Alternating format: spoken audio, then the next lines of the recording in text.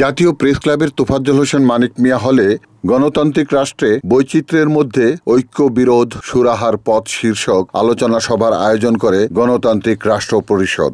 আলোচক হিসেবে উপস্থিত ছিলেন সাইফুল হক, ডক্টর তোফায়েল আহমেদ, অ্যাডভোকেট সৈয়দ মামুন মাহবুব, আশরাফ কায়সার, নজরুল ইসলাম, মাহবুব মোর্শেদ। সভাপতিত্ব করেন গণতান্ত্রিক রাষ্ট্র পরিষদের আহ্বায়ক শেখ আব্দুল নূর।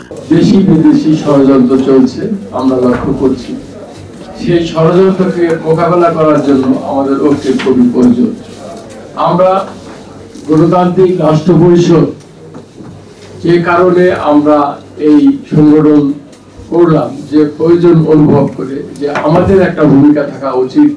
আমরা যারা আছি, যারা এই রাজনীতির বাইরে আমরা যারা আছি, আমাদের একটা ভূমিকা থাকা উচিত যে আমরা কি করব।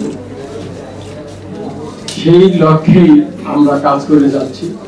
ইতিমধ্যে আমাদের অ্যাডভোকেট মামুন ভাই যে বলেছেন যে উনি একটা আলোচনার আয়োজন করবে।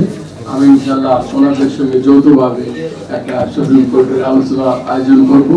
শুধু তাই না, নির্বাচন শেষ না হওয়া পর্যন্ত, দেশ একটা জায়গায় না দাঁড়ানো পর্যন্ত আমাদের এই সংগ্রাম, এই আলোচনা অব্যাহত থাকবে। আমরা কাজ করতে থাকবো যাতে আমরা কোনোভাবেই রাজনৈতিক দলদের ইচ্ছা মতো কিছু করবে সেটা করতে দিব না আমরা জনগণ।